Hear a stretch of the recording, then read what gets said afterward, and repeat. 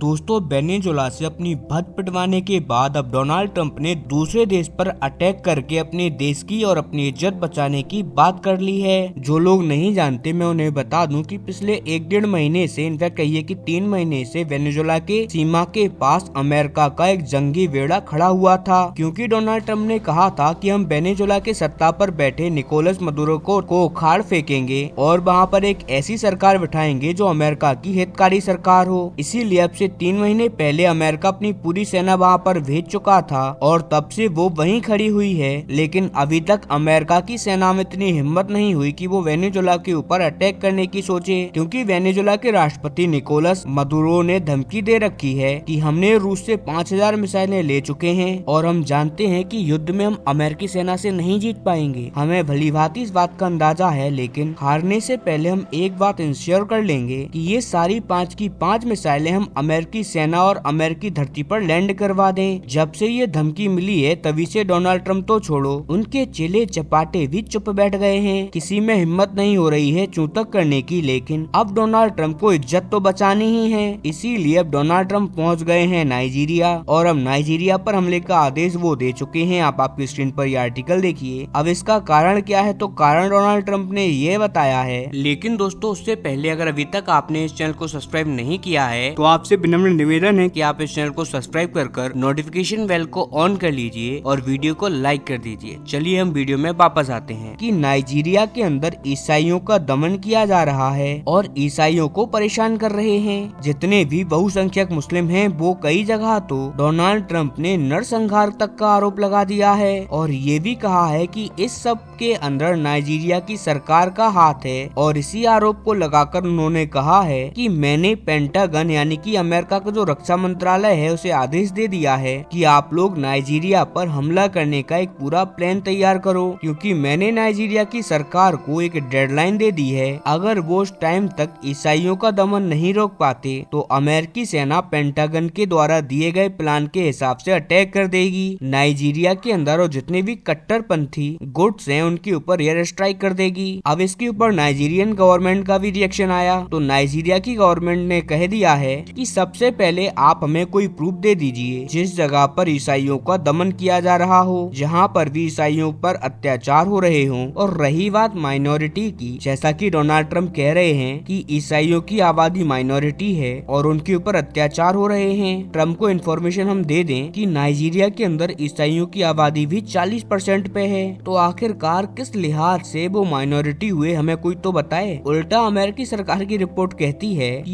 ये जनसंख्या 40% से बढ़कर 2035 तक 50% तक पहुंच जाएगी, यानी कि ईसाइयों की संख्या नाइजीरिया में लगातार बढ़ रही है। फिर कैसे डोनाल्ड ट्रंप कह रहे हैं कि ईसाइयों की आबादी घट रही है नाइजीरिया के अंदर। चलो मान लेते हैं कि घट भी रही है, तो आप सबूत दे दो हमें।